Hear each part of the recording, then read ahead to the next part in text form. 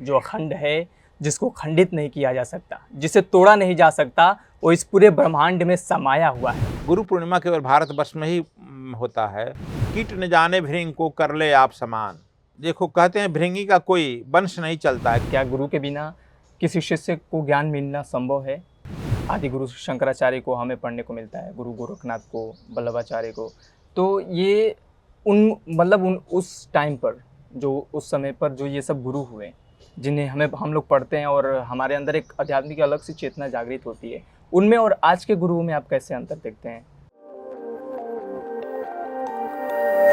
प्रश्न आपके, उत्तर कृष्ण के।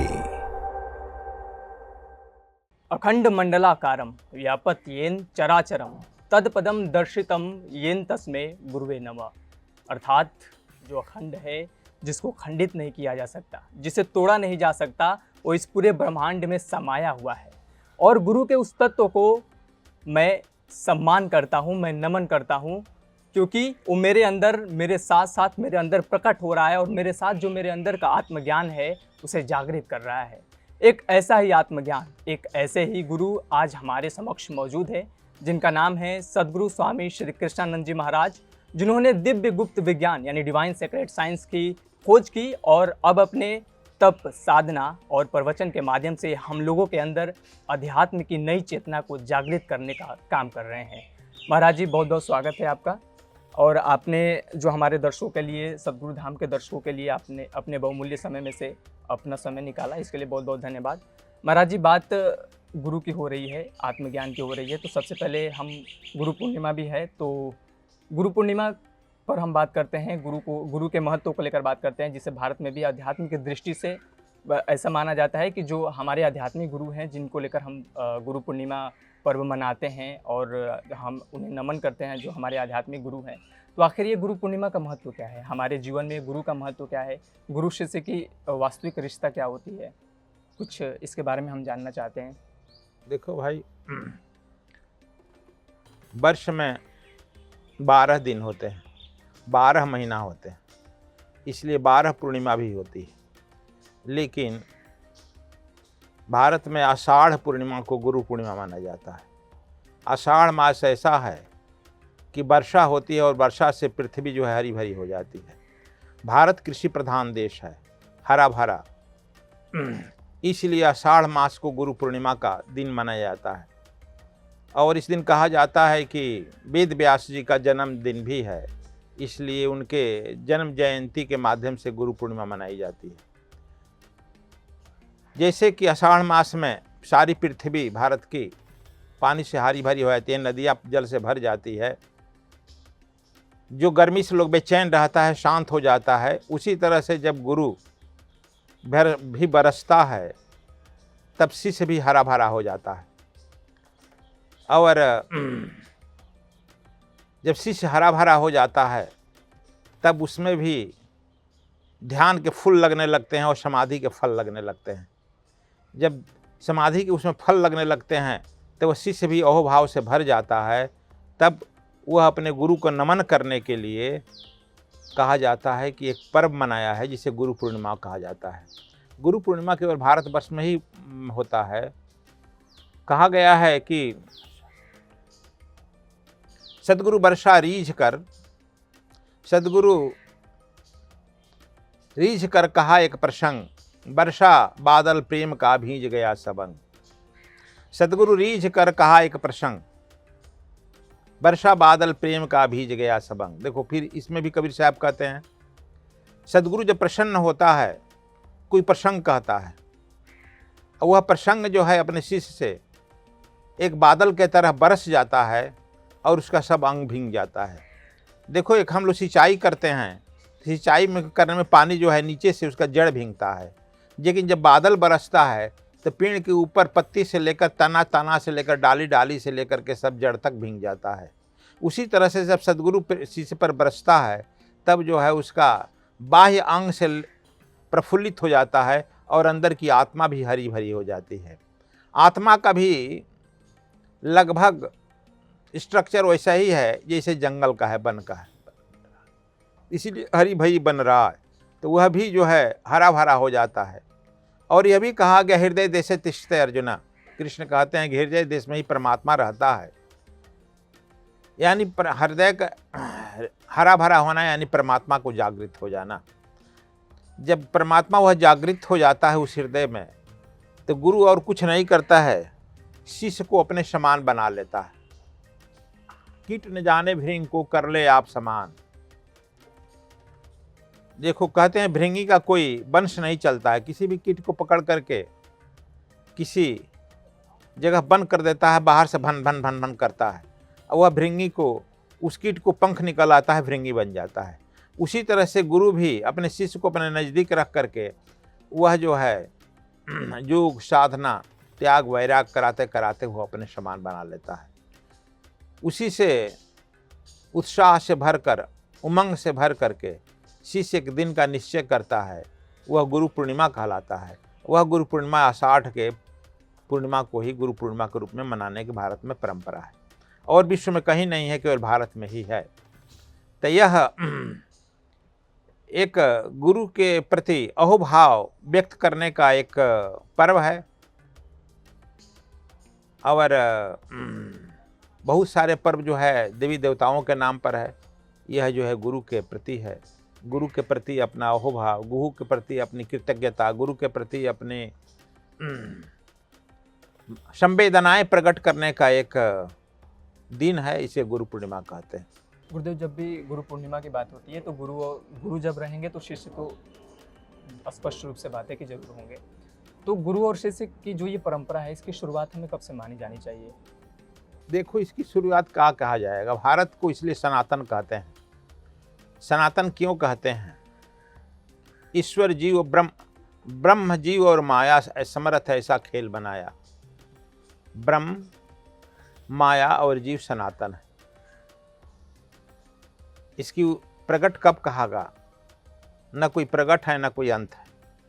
इसी तरह से गुरु और शिष्य की परंपरा भी अनंत है, इसलिए इसकी आरंभ काल कोई नहीं कहा जा सकता है। वेद नहीं था तो गुरु था, पुराण नहीं था तो गुरु था, और गुरु शिष्य के नज़दीक बैठने की कला को ही उपनिषद कहते हैं। उप मैंने नज़दीक, निषद मैंने बैठना। गुरु के नज़दीक बैठने की कला को उपनिषद कहा गया। जब शिष्य ठीक ठीक गुरु के नज़दीक बैठना जान जाता है, मौन होकर दोनों में वार्ताएं बंद हो जाती है, तब अंतर की वार्ता चालू हो जाती है। वह अंतर की वार्ता चालू होना ही आत्मज्ञान की वार्ता हो जाती है। इसलिए इसका प्रारंभ और नहीं कहा जा सकता है, लेकिन संक्षेप में पौराणिक काल से हम लोग ले लेते हैं कहने के लिए कि वेद व्यास के जयंती से हम लोग शुरू करते हैं। महाराज जी, वेद व्यास के जयंती से गुरु पूर्णिमा को, मतलब एक गुरु के जो आध्यात्मिक रूप है शिष्य के प्रति, उस परंपरा को हम लेकर चलते हैं। तो एक यहाँ पर सवाल ये भी बनता है कि कोई भी शिष्य को जो ज्ञान मिला बिना गुरु का संभव नहीं है, लेकिन कुछ हमारे भारत में भी कुछ ऐसे ज्ञानी हुए जिन्होंने बिना गुरु का ही ज्ञान प्राप्त कर लिया। जैसे गौतम बुद्ध का नाम लिया जाता है, जो बोध गया में बोधि वृक्ष के पीछे उसके नीचे बैठे और उसके बाद उन्हें ज्ञान की जागृति हुई। तो मतलब इसको हमें कैसे किसी को बताना हो कि क्या गुरु के बिना किसी शिष्य को ज्ञान मिलना संभव है? कुछ में परंपरा में कहा जाता है, ज़्यादा हम तो नाम नहीं लेंगे, लेकिन उनके गुरु नहीं थे, स्वयं गुरु थे। दूसरी है गुरु जब एक जन्म में आपकी दीक्षा दे देता है, समर्थ गुरु, पूर्ण गुरु, तो जब तक से आप पूर्णत्व को प्राप्त नहीं करते हैं पीछा करता है। भले फिजिकल बॉडी में ना हो।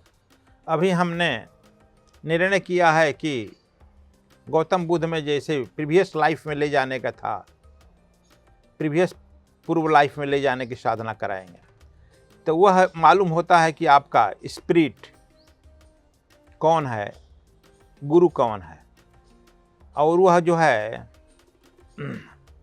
आपको पूर्णत्व को ले जाने के लिए वह सूक्ष्म रूप से, सूक्ष्म शरीर से आपका पीछा करता है।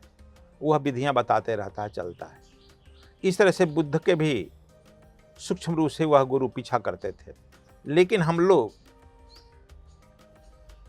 कहने से डरते हैं। सुजाता जरूर अच्छी जात की नहीं होगी, इसलिए उसका नाम सुजाता था। आप जानते हैं कि बुद्ध जब बोध वृक्ष के नीचे बैठे थे और तब एक खीर लेने के लिए एक लड़की ले गई, उसका नाम था सुजाता। जरूर निम्न जातीय रही होगी, इसलिए सुजाता अच्छी जात का कहा जाता। और उन्हें वह बताई आकि शरीर को सितारे के तार को ताड़ बहुत टाइट करने से टूट जाता है और ढीला करने से उसे राग नहीं निकलता है। तुम जो है उपवास रह करके अपने तार को बहुत टाइट कर दिया है। वह खीर खिलाई और खीर खिलाने के बाद वह बताई कि आप छोड़ दो सब साधनाएं, स्वर की तरफ अग्रगति करो। स्वर जा रहा है, आ रहा है, इसको देखो बुद्ध। सिद्धार्थ देखो, वह कहकर चली गई। दूसरे दिन आई, फिर बताई और देखी। तीसरे दिन जब आई तो देखी कि बुद्ध जो है समाधि में चले गए हैं, मुस्कुराकर चली गई। क्या यह नहीं हो सकता है कि सुजाता किसी न किसी रूप में उनके गुरु बनकर आई थी? लेकिन हम लोग इग्नोर किए कि नहीं, बुद्ध को नहीं गुरु था, गंगा को कोई गुरु नहीं था। यह हम लोग कहते हैं एक परंपरा में अपने अहंकार को करने के लिए। लेकिन जब आपको बुद्धत्व की प्राप्ति होती है तो प्रकृति जो है, परमात्मा जो है, किसी न किसी रूप में गुरु आपके यहाँ भेज देते हैं और आपको मदद करने लगती है। एक आदमी को जब बुद्धत्व को प्राप्त करता है, यह केवल उसी का ध्यान तपस्या का परिणाम नहीं होता है, सृष्टि के कण कण का होता है, तारे का होता है, सब उस पर लगता है कि यह व्यक्ति बुद्धत्व को प्राप्त करे। जब बुद्धत्व को वह प्राप्त करता है, ज्ञान को प्राप्त करता है, रामत्व को प्राप्त करता है, तो पूरी जगत शांत होती है। इसलिए उसमें सबका हाथ होता है। इसलिए हम लोग केवल बाहर से लौकिक दृष्टि से देख लेते हैं कि यह जो है उन फलाना को गुरु नहीं, इसलिए उनको फिर सुजाता उनसे लाइफ में मिली भी नहीं, इसलिए इग्नोर किया गया। गुरु नहीं, अपने आप ज्ञान को प्राप्त कर लिए। महाराज जी, हम अब सनातन धर्म में तमाम तरह के गुरु हुए, जिनमें आदि गुरु शंकराचार्य को हमें पढ़ने को मिलता है, गुरु गोरखनाथ को, वल्लभाचार्य को। तो ये उस टाइम पर, जो उस समय पर जो ये सब गुरु हुए, जिन्हें हम लोग पढ़ते हैं और हमारे अंदर एक आध्यात्मिक अलग सी चेतना जागृत होती है, उनमें और आज के गुरुओं में आप कैसे अंतर देखते हैं? आज फिलहाल जो अभी स्थिति बनी हुई है हमारे पूरे विश्व की, तो उस टाइम के गुरुओं में और आज के गुरुओं में कितना बड़ा अंतर है? क्या स्थिति है, क्या परिस्थिति बदली है? वही स्थिति बदली है जो प्रारंभिक युग की थी, सभ्यता और संस्कृति, और आज की युग की है। जो प्रारंभिक काल का विज्ञान था और आज का युग का विज्ञान है, वही स्थिति बदली। आज से 5000 पहले पर इसके ब्रेन का यदि देखेगा डिजाइन बहुत सीधा साधा है। और छोड़ दो 5000 वर्ष पहले का, हम ही लोग जब पढ़ते थे तो 60% नंबर आता था, मार्क्स आता था, डिस्ट्रिक्शन बड़ा हल्ला होता था, फर्स्ट डिवीजन से लड़का पास किया। आजकल 60% आने पर दिल्ली यूनिवर्सिटी में एडमिशन नहीं होगा, ये तो जानता है ना। इसलिए आज जो है IQ बढ़ा है, इसलिए आज ध्यान की प्रक्रियाएं बढ़ी है, विधियां बढ़ी है और टेक्निक बढ़ा है। हम लोग एक मानक लगा लेते हैं रूढ़वादिता में कि पहले के जो गुरु हुए बहुत बड़े थे, अब नहीं हो रहे हैं मानक। क्या प्रकृति जो है हरदम अपना निर्माण करती है, प्रकृति की जो है एकदम आगे बढ़ती है। प्रकृति का गुण है, परमात्मा नए नए रूपों में आता है और नए नए रूपों में आ करके अपना नए नए रूप से विकास करता है और नए नए रूप से विकास करके नए नए अनुभव लेता है। यह विकासवाद की दुनिया है। अब विकासवाद में पढ़ा है कि कहाँ से कहाँ हम लोग पढ़े हैं, भाग रहे हैं। इसीलिए यह जो है परमात्मा ही नए रूपों में आता है। आप देख सकते हैं आकि भगवान का अवतार आप देखते हैं कि माना गया है, कहाँ से हुआ है? पहले जो है मछली के रूप में आया। हिंदू में अवतार यही ना है, अमीबा छोड़ दीजिए, अब मछली माने जो केवल पानी में रहती है। इसके बाद कच्छप अवतार हुआ, कछुआ एम्फीबिया ग्रुप हो गया ना, वह जो है जमीन पे भी रह सकता है और पानी में भी रह सकता है। लेकिन उसके बाद जो है आप देखिए विकासवाद की सिद्धांत चली। आपके केवल सनातन धर्म का ही कह रहे हैं, हालांकि मैं बायोलॉजी का विद्यार्थी हूँ, बायोलॉजी की बात नहीं कर रहा हूँ अमीबा से, न बंदर की तरफ मैं ले जा रहा हूँ, आपका सनातन धर्म के ही बात कर रहा हूँ। फिर जो है उसे आ गए बराह अवतार हुआ, बराह मैमेलियन ग्रुप में आ गया ना, स्तनधारी में आ गया, बराह अवतार हुआ। बराह अब जमीन पर रहता है, जल में भी चला जाता है। फिर उसके बाद जो है नरसिंहा अवतार हुआ, आधा नरसिंह आधा नर आधा पशु। नरसिंहा अवतार के बाद आप देखते हैं कि फिर वामना अवतार हुआ, वामन 2.5 फीट का आदमी आया। वामना अवतार के बाद देखते हैं परशुरामा अवतार हुआ। परशुरामा अवतार के बाद आप रामा अवतार हुआ। रामा अवतार के बाद कृष्णा अवतार हुआ, कृष्ण को पूर्ण माना गया। कृष्ण के बाद बुद्धा अवतार हुआ। तो आप देख रहे हैं क्रमशः, आप कहिए कि नहीं मच्छप अवतार ही अच्छा है, कच्छप अवतार ही ठीक है, बराह अवतार ही ठीक है। यह प्रकृति कहे ना, परमात्मा नए नए रूपों में आता है और नए नए रूप से अपना विकास करता है और नए नए रूप से विकास करके वह अपनी नई नई चेतनाएं प्रकट करता है, अनुभव लेता है। रोज पृथ्वी वह आगे विकास करता है। इसलिए मत सोचिए कि पहले के गुरु जो हो गए हैं बहुत श्रेष्ठ थे, अब के नहीं हो रहे हैं। तो यह परमात्मा ही रोज विकास कर रहा है, जैसे कि मच्छप से लेकर पूर्ण बुद्धा अवतार तक अभी हुआ। तो यह रोज विकास में बढ़ा है, आगे बढ़ा है ना, विकास बाद में नहीं बढ़ा है। और बुद्ध की ध्यान जो है अभी तक के पृथ्वी पर सबसे गरिमामय ध्यान रहा है और बुद्ध आधी पृथ्वी पर फैल गए। उसी तरह से हमने भी नए ढंग से सीक्रेट साइंस का दिया, डिवाइन सीक्रेट ध्यान की प्रक्रिया दिया, स्वर विद्या का दिया। स्वर विद्या हालांकि भगवान शंकर का भी आता है, कराए हैं। और हनुमान जी भी स्वर विद्या सीखने सूर्य से गए थे। तो उसमें नई तरह पहले था, लेकिन नई बात है कि नई टेक्निक दिया जा रहा है। चूँकि आपका ब्रेन जो है नया हो रहा है, बहुत कॉम्प्लिकेटेड हो रहा है। यदि वही दिया जाए तो आपका ब्रेन शायद बर्दाश्त नहीं कर सकता है। और आप शायद सुश्रुत अकेले थे जो कि बाती से ऑपरेशन कर देते हैं। अब सुश्रुत को बुलाया जाए तो शायद वो देख करके आदमी भाग चलेंगे। अब जो है देखते हैं कि एक MBBS डॉक्टर सबका इलाज कर देता था, लेकिन आजकल MBBS डॉक्टर को आजकल कोई पूछता नहीं है। आँख के 3 डॉक्टर 4 डॉक्टर हैं, जानते हैं कि नहीं जानते हैं? जो एंटीना देखता है केवल एंटीना देखेगा, हाँ, कि वो आई ब्लॉक रेटिना देखेगा, वो रेटिना देखेगा, आई ब्लॉक देखा बोलेगा। अब जानते हैं दांत मामूली है ना, इसमें 7 डिपार्टमेंट हो गया। दांत में 7 डिपार्टमेंट, 7 डॉक्टर स्पेशलिस्ट हो गए। तो अभी रोज विज्ञान बढ़ रहा है बच्चे, और उसकी नॉलेज बढ़ रहा है। इसलिए हम मत सोचिए कि पुराने लोग ऐसे हो जाते थे। अब नए लोग में परमात्मा में ही आ रहे हैं, नए नए रूपों में आ रहे हैं, नए नए गुरु के रूप में आ रहे हैं, नए नए विकासवाद के आ रहे हैं, नए नए ढंग से वह ध्यान की मेथड देते हैं, समाज की मेथड देते हैं।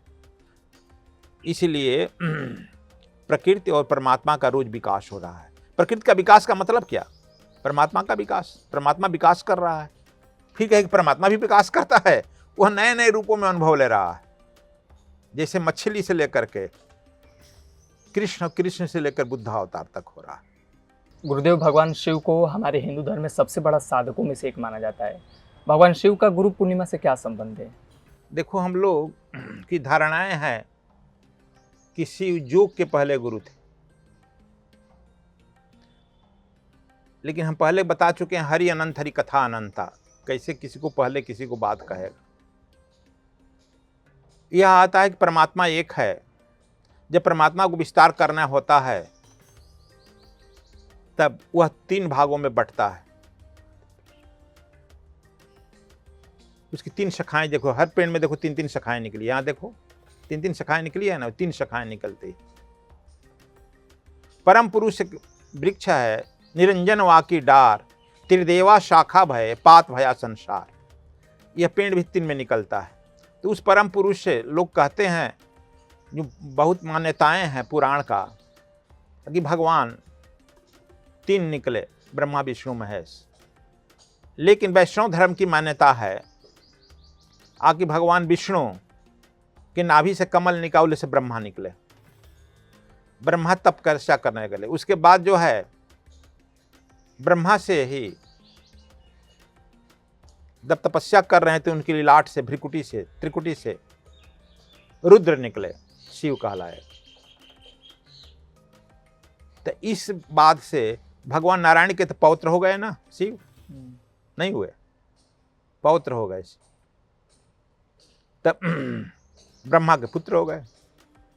इसीलिए कहे क्या कहें, हरि अनंत हरि कथा अनंता। तो इसलिए हमारे यहाँ भगवान शंकर का है विज्ञान भैरव, जिसमें 118 विधियां उन्होंने ध्यान के दिया है, और जो योग है, ध्यान है, उसमें भगवान शंकर की ही विधि बताई गई है। लेकिन फिर भगवान शंकर के हम क्या कहें, आदिगुरु तुम लोग कहते हो, हम भी कह दिए, ठीक है, मान लेने में कोई दिक्कत नहीं है। लेकिन ठीक से देखो, भगवान शंकर की पार्वती जब आई तो 108 7 मुंडों का माला देख रही थी, पूछती है कि क्या है, यह लंबी कथा है, पुराण में ही है, शिव पुराण। तो उन्होंने कहा कि देवी तुम्हारा 108 बार 7 बार जन्म हो गया, मैं तुमसे प्रेम करता हूं, तुम्हारा ही सिर का मुंडी मैं बनाकर पहन रहा हूं, तो क्या तू आप अमर हैं? आप नहीं मरे हैं तो नहीं। यहीं से वार्तालाप जो शुरू हुआ पार्वती का, वह विज्ञान भैरव कहलाया है। और 118 विधियां हैं ध्यान की, और विश्व के सारे पंथ संप्रदाय में वह विधियां आती हैं। तो यहाँ से इसीलिए हम लोग कहते हैं कि शंकर जी, भगवान शंकर जो है आदिगुरु हो गए। लेकिन ये बात समझो कि 107 बार जो सती का जन्म हुआ, पार्वती के पूर्व उसी का जन्म हुआ, वहाँ तो नहीं खुला न बात। ये पार्वती से 108वां में शुरू होता है, और पार्वती से ही ध्यान की बातें शुरू होती है, योग की बातें शुरू होती है। इतना ही नहीं, राम की कथा शुरू होती है, पुराण शुरू होता है। अब सारा कथाएं, सारा पुराण यहीं से शुरू होता है। इसके पहले का तो फिर क्या कहेगा? इसीलिए इस पर चुप हो जाना पड़ता है। हरि अनंत हरि कथा अनंता, यह सब हमारी, इसीलिए हमारे यहाँ जो है सनातन धर्म कहा गया है, सनातन से है। सनातन धर्म का मतलब सनातन से जो है, यह सदा हरदम है, पहले भी था, अभी है, बाद में भी रहेगा। गुरुदेव, भागवत गीता में भगवान कृष्ण ने परम तत्व परमात्मा को जानने के लिए गुरु को जरूरी बताया है। आखिर ये परम तत्व परमात्मा है क्या, और इसको हम कैसे पा सकते हैं गुरु के माध्यम से? हाँ, कह रहे हैं भगवान कृष्ण गीता के 4 अध्याय के 34वां श्लोक में, अर्जुन परम तत्व को जानने के लिए परम तत्व ज्ञानी के नजदीक जाकर के प्रेम पूर्वक प्रणाम करना चाहिए, उनकी सेवा करनी चाहिए। यदि वो प्रसन्न हो जाते हैं तब उनसे परम तत्व के बारे में प्रश्न करना चाहिए।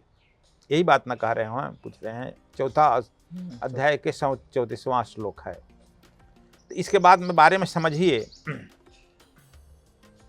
वह कह रहे हैं कि परम तत्व ज्ञानी, तत्व क्या होता है। और हमारे यहाँ कहा गया कि जब 12 बरह रहे संत के टोली, तब पावे एक बोली। जब परम तत्व ज्ञानी के यहाँ रहेगा, तब वह गुरु इंतजार करता है, आप में कब पात्रता आती है। जब पात्रता धीरे धीरे आने लगती है, जैसे जैसे आप में पात्रता आने लगती है, वह सेवा के माध्यम से, सेवा अपना नहीं कराता है, आप में सेवा के माध्यम से पात्रता डालता है। जब पात्रता जैसे जैसे आने लगती है, वैसे वैसे गुरु जो है, शिष्य जो है, गुरु के नज़दीक बैठने की कला जान जाता है।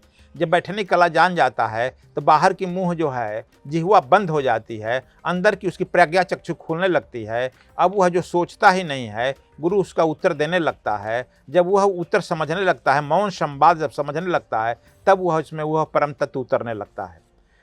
इस तरह से हम कथा के लिए कहें तो एक इस तरह से हमने गीता पर बोला है। 18 अध्याय गीता पर, 9 वॉल्यूम में आया है उसके गीता, कि एक बार एक राजा जो है अपने सब मंत्री संतरी और न्यायाधीश को बुलाकर कहा, जो परमात्मा देखा है तो हमको दिखा सकता है, 24 घंटा में हम इसका उत्तर तो दिखाओ, नहीं तो हम फांसी दे देंगे। अपने न्यायाधीश को भी बुलाया, सेनापति को भी बुलाया, सब लोग मुझसे नीचा कर लिए। 24 घंटा का समय दिया। न्यायाधीश जो है अपने घर गया, बहुत चिंतित था इस प्रश्न का, कैसे परमात्मा दिखावे।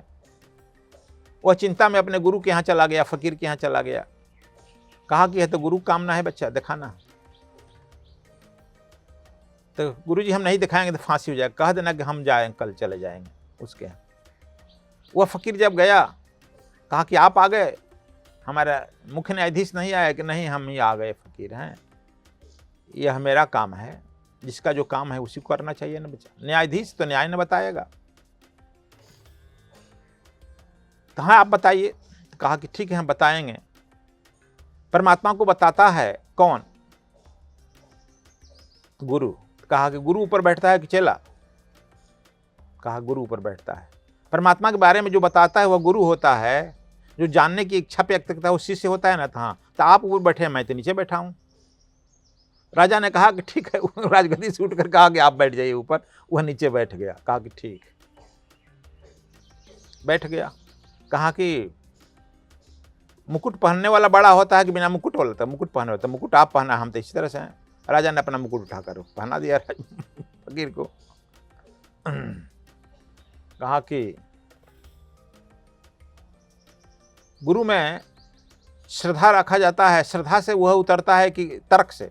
कहा कि श्रद्धा से। कहाँ आप में श्रद्धा है? आप कुर्सी पर बैठा है, अभी मेरे बराबर बैठा है। कुर्सी हटाकर राजा नीचे बैठ गया जमीन पर। कहा कि अच्छा, तो आप जानते हैं कि श्रद्धावान लभते ज्ञानम। भगवान कृष्ण भी कहें कि श्रद्धावान ही लभ ज्ञान को प्राप्त करता है। कि जी हाँ, तो आप श्रद्धा तो है नहीं, आप में श्रद्धा करो। कैसे श्रद्धा करें? आप हाथ जोड़ करके और आंख बंद करके, त्वमेव माता च पिता त्वमेव बंधु च सखा त्वमेव विद्या द्रविणम त्वमेव सर्व मम देव देव कह के साष्टांग प्रणाम करिए मुझे।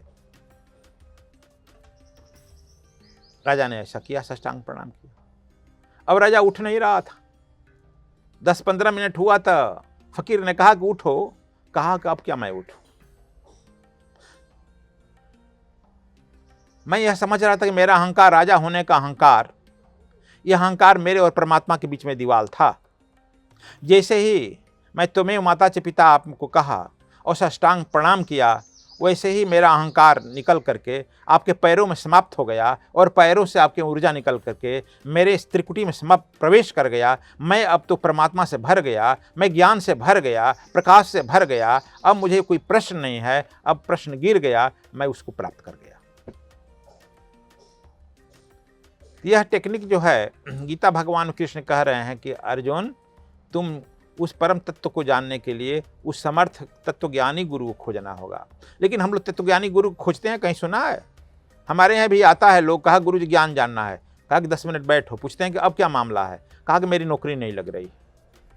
अच्छा, यदि नौकरी लग गई है तो कहता है कि मेरा प्रमोशन नहीं हो रहा, तत्वज्ञान खत्म। आता नहीं है बच्चा कोई तत्वज्ञान के लिए। फिर कोई अकेला में बैठेगा तो मेरी शादी नहीं हो रही है। यदि शादी हो गई है तो कहता है पत्नी से पट नहीं, बड़ा टॉर्चर रही है पत्नी। तत्वज्ञान हो गया। इसीलिए हम कहते हैं कि मानसिक रूप से be liking, do liking, think liking. हम गुरु में और कुछ नहीं जाकर प्रोजेक्ट करते हैं, जो हमारे मन के अंदर वासना रहती है वही गुरु में प्रोजेक्ट कर लेते हैं। जब तक से मन निर्वासना नहीं होगा, परम तत्व को प्राप्त नहीं होंगे, फिर गुरु को नहीं पहचान पाएंगे। अपने पढ़ाई लिखाई और तर्क की आंखों से नहीं पहचान पाएंगे। इसलिए भगवान कृष्ण कहते हैं कि अर्जुन से कह रहे हैं, अर्जुन राजा है ना, मुकुटधारी है ना। गीता भगवान जब कृष्ण कह रहे हैं तो कितने आदमी सुना है? अब तो सब अर्थ कर रहा है। देखो, कह रहे हैं अर्जुन से, अर्जुन राजा है ना, कृष्ण भगवान पे ही मुकुट है, वो भी राजा है ना। दूसरा सुन रहा है धृतराष्ट्र, राजा है ना। नहीं, ये थी भीष्म पितामह, भीष्म पितामह राजा है ना, मुकुटधारी है ना, रथ पे आरूढ़ है कि नहीं। तीसरा सुन रहा है संजय, वह भी राजा है, राज परिवार में रह रहा है, सुना रहा है धृतराष्ट्र को। ये 5 आदमी जो सुन रहा है गीता, सब राजा है ना। उस युद्ध क्षेत्र में जब बैठे हुए द्रोणाचार्य और कृपाचार्य नहीं सुन रहे हैं, न जान रहे हैं, जबकि वो अर्जुन के गुरु हैं, है ना। इसीलिए मैं आजकल कहता हूं, be like king, do like king, think like king. जब तक तू राजा की तरह नहीं रहेगा, राजा को सोचेगा नहीं, राजा की तरह नहीं करेगा, तब तक उस परमात्मा को नहीं प्राप्त कर सकता है। तर्क करते रहो, करते रहो, यह राजाओं का खेल है। कथा में मैं कहा, वह राजा प्राप्त क्षण में कर लिया। राजा इसलिए है, क्षत्रिय इसलिए है, उसे अहंकार है। अहंकार जो विदा होता है परमात्मा बन जाता है। गुरुदेव संत कबीरदास एक दोहे में गुरु की महिमा पर लिख रहे हैं कि गुरु बिन ज्ञान न उपजे, गुरु बिन मिले न मोश, गुरु बिन लिखे न सत्य को, गुरु बिन मिटे न दोष। इस दोहे के माध्यम से संत कबीर आम जन को क्या संदेश देना चाहते हैं? देखो, संत परंपरा जो है गुरु से शुरू होती है। 2 भारत में परंपराएं चल रही। एक संत परंपरा कहलाती है एक जो है पौराणिक परंपरा कहलाती है, जिसको वैदिक भी कहते हैं। वैदिक परंपरा या पौराणिक परंपरा जिसको कहते हो, वह कर्मकांड से शुरू होता है, श्री गणेशाय नमः से शुरू होता है और किसी देवी देवता तक जाकर समाप्त होता है। संत परंपरा या तंत्र परंपरा कहते हो, वह श्री गुरु से शुरू होती है, श्री गुरु ए नमः से शुरू होती है, अपूर्ण परमात्मा पर जाकर समाप्त होती है। तो यह जो है कबीर साहब संत परंपरा के शीर्ष हैं, सम्राट हैं। इसलिए कहते हैं कि गुरु के बिना ज्ञान संभव नहीं है। ज्ञान जो है गुरु से निःसरित होता है, गुरु ज्ञान का दाता होता है। और जब तक से आप में ज्ञान नहीं होगा, तब तक से आप मोक्ष की बात कहाँ कर रहे हो।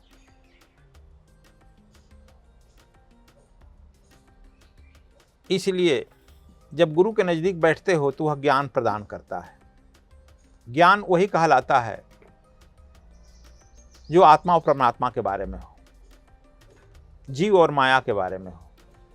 यह संसार कैसे मिथ्या है, ब्रह्म कैसे सत्य है, आपको इस माया से निकाल करके ब्रह्म के प्रति लिया जाए, वही गुरु कहलाता है। इसीलिए कहा गया गुरु, गु माने अंधकार, रू माने प्रकाश, अंधकार मिटाकर प्रकाश। तो हम अभी जो है माया के अंधकार में रहते हैं और हम जो संसारिक ज्ञान प्राप्त करते हैं, जैसे आप जर्नलिस्ट हो गया है यह जो है संसारिक है, और इसको मिटा करके जब परमात्मा के बारे में ज्ञान होता है, आत्मा और परमात्मा के बारे में, तो गुरु का काम यही होता है, आत्मा परमात्मा को जब मिलाता है तब उसकी मोक्ष की गति होती है। ना था पुनरपि जननम पुनरपि मरणम, बार बार जन्म मरण में हम लगे रहते हैं। इसीलिए कहा गया है गुरु करो जान कर, पानी पियो छान कर। गुरु जान, लेकिन हम कैसे जानेंगे? जो हमारे अंदर वासनाएं हैं, उस वासनाओं के अनुसार ही तो गुरु को खोज करते हैं हम लोग। हम खोजने में असमर्थ हो जाते हैं। इसीलिए कहा गया है हरि जाने पार है गुरु जान, हरि जाने बार है गुरु जाने पार। इसलिए परमात्मा को प्रार्थना करो, परमात्मा ही तुमको पूर्ण गुरु भेजेगा, और जब पूर्ण गुरु मिलेगा तो बार यानी हरि को स्मरण करेगा तो समुद्र के नज़दीक जाएगा, और जब वह पर हरि जो है आपको गुरु से मिला देगा तो समुद्र से पार चला जाएगा, यह माया रूपी समुद्र से। इसीलिए गुरु के बिना कबीर साहब कहते हैं ना आपको ज्ञान होगा, नहीं मोक्ष की गति होगी। गुरु की बात हो रही है, परमात्मा की बात हो रही है। हम कबीरदास के एक और दुआ है, गुरु गोविंद दो खड़े काको लागे पाओ, गुरु बलिहारी गुरु आपनो गोविंद दियो बताओ। इसका मतलब वास्तविक अर्थ क्या होता है? और कबीरदास ने इस दोहे को जब लिखते समय या बताते समय किसकी अवधारणा की थी? क्योंकि इसमें दो लोगों की बात हो रही है कि गुरु और गोविंद दो एक साथ खड़े हैं, तो आखिर इसका वास्तविक मतलब क्या है, हम कैसे समझें? देखो, अक्सर यह दोहा बच्चे पढ़ते हैं अपने स्कूल में, बचपन से ही शिक्षक भी पढ़ाते हैं, गुरु गोविंदो खड़े काको लागू पाँव, बलिहारी गुरु आपनो गोविंद दिया। कहा गुरु गोविंद दोनों खड़ा है, किसको लाएंगे? गुरु को लाग लो। यह बात जब तक से किसी संत की बात को जानने के लिए संतत्व में नहीं उतरेगा, उसका अर्थ को नहीं जानेगा। कबीर साहब की देखो, हम लोग क्यों कहें गुरु ब्रह्मा गुरु विष्णु गुरुदेव महेश्वर गुरु साक्षात पार ब्रह्म परमेश्वर तस्मै श्री गुरुवे नमः। इसलिए हमारे यहाँ बॉडी का एनाटोमी बताया जाता है, उसमें सीक्रेट साइंस में पहले बताया जाता है। जैसे अब ये समझो मूलाधार चक्र पर ही हैं गणेश, रिद्धि सिद्धि पार्वती, रिद्धि सिद्धि शुभ लाभ, यही नहीं चाहिए संसार को, इसीलिए सब लोग वहीं लगा रह जाता है।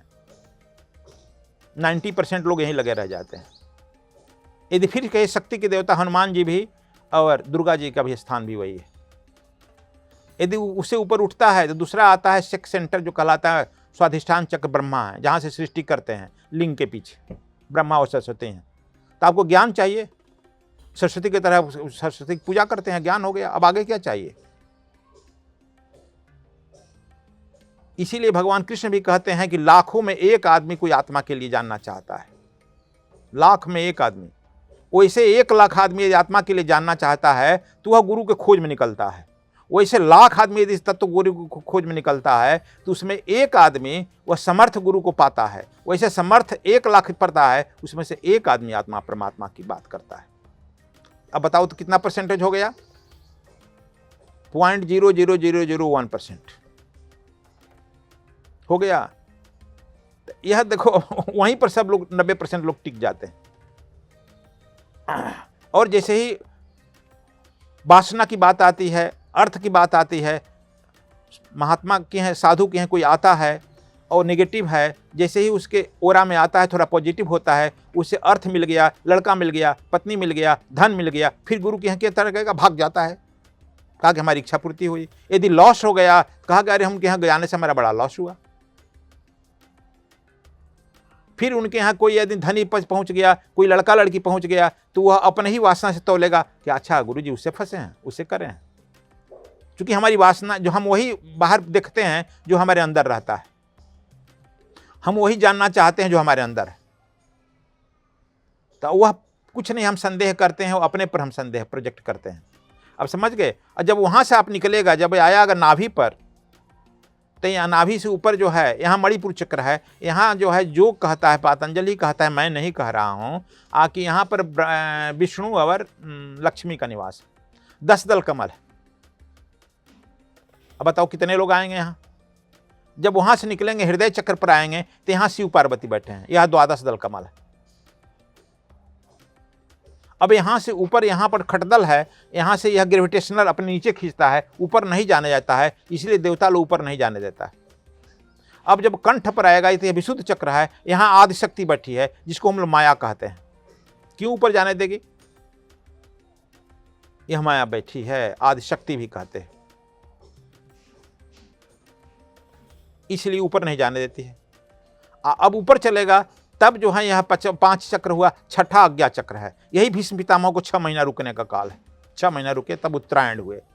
6ठा अज्ञा चक्र है। अज्ञा चक्र से जब ऊपर उठता है तब न गुरु का स्थान है। गुरु का स्थान यहाँ है, जानो के लिए यहाँ है, हम साधना में बताते हैं। अब समझे? तो यहाँ का बात है। जब रामानंद जी देखते हैं कि आत्मा रूपी आत्मा जो है अज्ञा चक्र पर है और गुरु बीच में खड़ा है दीवार बन करके, परमात्मा से मिलने नहीं देता है। इसलिए कि जब तक से मैच्योरिटी, अब समझो कितनी मैच्योरिटी नहीं होती है, यदि परमात्मा, यदि घड़ा पक्का नहीं है और यदि वर्षा हुई तो घड़ा जो है मिट्टी बन करके मिट्टी में मिल जाएगा। इसीलिए गुरु वहाँ पर चुप खड़ा है। इसीलिए कहा गुरु ब्रह्मा गुरु विष्णु गुरुदेव महेश्वर। अब समझ गया? गुरु ऊपर हो गया, ऊपर होगा ना, गुरुदेव पार ब्रह्म परमेश्वर तस्मै श्री गुरु कहा गया है। वह पार ब्रह्म परमेश्वर के स्वरूप हो गया है। यह मैं ही आपको शायद प्रथम बार बता रहा हूँ, लोगों के बीच जाएगा इस तरह से। वहाँ पर गुरु बैठा है। जब देखता है सिंह प्रोन्नत होगा तब धीरे से गुरु जो है वाल अभी तक है, अब जो है द्वार बन जाता है। गुरु इसलिए मैं कहता हूँ गुरु जे kinds of door by which you will enter gate और गॉट द गॉड। बिना गुरु के द्वार में, यहीं पर जब गुरु नानक ने देखा है तो उनको मुंह से निकला है वाह वाह वाह। तो मला मर्दाना वहाँ खड़े थे, जब उनका आँख खुला तो बला मर्दाना दोनों कहने वाहे गुरु वाहे गुरु। कहा वाहे गुरु क्यों कह रहे हो? कहा कि आपने वाह कहा था, हम वाहे गुरु कह रहे हैं। फिर गुरु नानक देव फिर रिवर्ट किए गए अंदर, तो देख रहे हैं कि मैं गुरुद्वार में प्रवेश किया, इसीलिए उन्होंने गुरुद्वार कहा।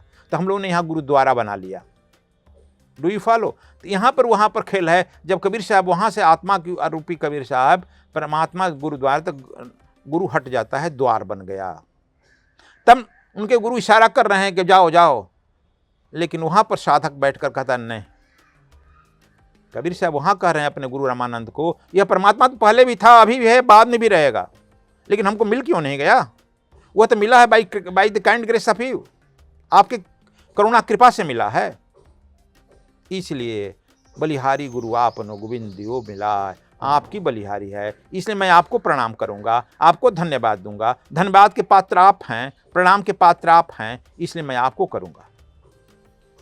इसलिए वहां की बात है, टप की बात है, गुरु और गोविंद के मिलन की बात है। गुरु इशारा करता है कि नहीं जाओ सागर में डूब जाओ, कहा कि सागर तो पहले से भी परमात्मा पेशा। इसीलिए बुद्ध का जब शिष्य मालिन कुमार जो है, मालिन जब गया प्रचार में बाहर बहुत दूर, तो कभी वह उत्तर प्रणाम करता, कभी पश्चिम, कभी पूरब, कभी पश्चिम। उनके शिष्य जो है विदेश में हंसते थे। आप सूर्य को यदि प्रणाम करते, सूर्य तो पूरब में सुबह सुबह निकलता है, शाम को पश्चिम में डूब जाता है। आप कभी दक्षिण करते हैं, कभी पश्चिम करते हैं, उत्तर करते हैं। आपको नहीं दिशा का ज्ञान है तो हमसे पूछ लीजिए। मिलिंद कुमार ने कहा, मुझे तुम्हारी दिशा से कोई लेन देन नहीं है। मैं यहाँ से देख रहा हूँ कि मेरे गुरु का पार्थिव शरीर भारतवर्ष में कहाँ बैठा है, मैं यहाँ से देख लेता हूँ। मैं उनके पार्थिव शरीर उन्होंने मुझे बताया है, इसलिए मैं उनको प्रणाम करता हूँ, न कि तुम्हारे सूर्य को प्रणाम कर रहा हूँ। वो महासूर्य हैं जिन्होंने मुझे पूर्ण ज्ञान दे दिया है, इसलिए मैं उस गुरु को प्रणाम कर रहा हूँ। बनिहारी गुरु आपनो, उनको मैं प्रणाम कर रहा हूँ। वहाँ बैठे हैं इस दिशा में, मैं साष्टांग प्रणाम कर लेता हूँ। तो यह जो है शिष्य जो है जब गुरु तारतम्य स्थापित कर लेता है तब जो है गुरु द्वार बन जाता है।